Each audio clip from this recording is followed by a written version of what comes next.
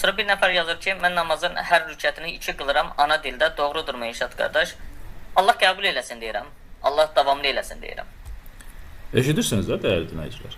Deyir ki, mən evdə namazlarımı 2 rükət qılıram. Və öz ana dilində qılıram.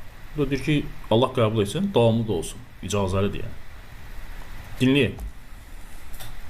Kusura bakmayın. Daha Türkçe Cumhuriyet'in- namaz kılınmaz hocam. Ulviyete O zaman gider. böyle Ulviyete açık gider. söyleyeceksin. Diyeceksin ki İmam-ı Yani Azam'ı hocam bilmemek Allahu değil, Ekber kabul de etmiyorum. Tanrı uludur. Aynı şey mi? Yapmayın. Ya size ne? Adam kadın evinde yatak odasında kılacak. Sana ne diyeceğinden? Eşitdiniz də dəyərli dinləyicilər. Yəni hər bir şey tədricən insanlara yeridilir.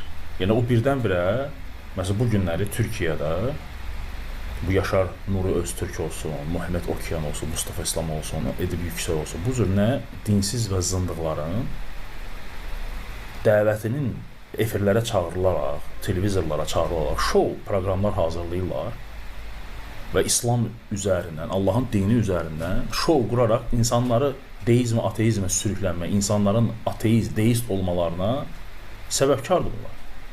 Ateist və deist olmalarını bunlar səbəbkardır. Və Türkiyədə ateizmin, deizmin yayılmasının ən böyük başlıca səbəblərindən biri bax bunlardır, dəyərli dinləyicilər.